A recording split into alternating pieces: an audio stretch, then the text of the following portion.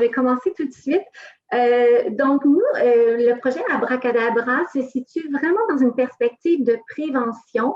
En fait, nous voulions favoriser l'apprentissage de la lecture et de l'écriture parce qu'on sait, entre autres, une équipe de Janos et ses collaborateurs ont identifié qu'à partir de l'âge de 7 ans, on pouvait déjà avoir des signes avant-coureurs de présence d'un risque à la fin du primaire de décrocher à l'école secondaire si nous avions des difficultés en lecture. Donc, nous voulions vraiment établir des activités qui favoriseraient la réussite des apprentissages.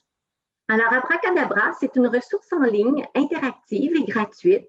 Elle a d'abord été développée par une équipe de Concordia, l'Université Concordia, dirigée par Philippe Abrami, et elle a été développée en anglais. Donc, Monique Brodeur a proposé que l'on en fasse une adaptation et nous souhaitions vraiment développer cette ressource-là pour amener les élèves de maternelle, première, deuxième année à pouvoir apprendre à lire et à écrire en s'amusant.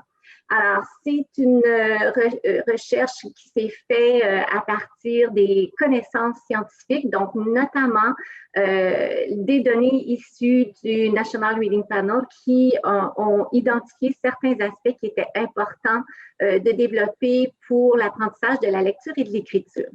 Donc, à Abracadabra, il y a 3 zones. Il y a la zone élève, enseignant et la zone parent. Dans la zone élève, il y a 15 livres qui sont classifiés selon différentes catégories, des contes, des petits albums, des documentaires et des comptines. Et ces livres-là nous amènent à pouvoir graduellement développer l'apprentissage de la lecture. Donc, on a des livres très simples et des livres qui sont beaucoup plus complexes. Ce qui est intéressant, c'est que les enfants peuvent se faire lire l'histoire ou bien ils peuvent le lire eux-mêmes. Et s'ils ont de la difficulté, ils n'ont qu'à appuyer sur le mot et on va expliquer à l'enfant comment lire ce mot-là. Donc, nous avions vraiment développé les différentes stratégies d'apprentissage de la lecture que l'on devrait enseigner là, auprès des petits. Puis, il y a aussi les activités. Donc, on a 15 activités qui ciblent des piliers essentiels, donc notamment la conscience phonologique, l'identification des mots, la fluidité, le vocabulaire, puis la compréhension. Et on a une petite activité pour la production des mots à l'écrit. Alors, encore une fois, si l'élève a des difficultés, nous pouvons lui donner des suggestions comment réussir l'activité. Donc, c'est assez explicite comme type d'intervention que l'on propose. Alors, on a aussi la zone enseignant qui est constituée d'un guide pédagogique, mais aussi du module d'évaluation. Alors, évidemment que dans le module d'évaluation, c'est l'élément le plus intéressant parce que les enseignants reçoivent des informations sur ce que l'enfant réussit ou ce qu'il a comme difficulté et on lui suggère à l'enseignant des interventions.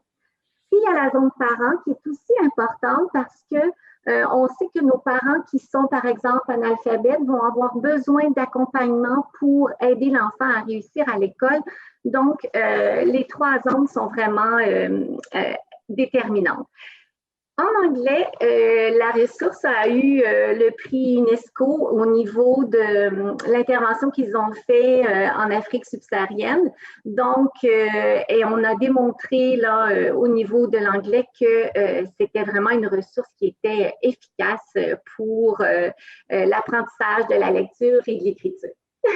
Parfait, 4 minutes juste. Bravo, Madame Chapelot. Merci beaucoup.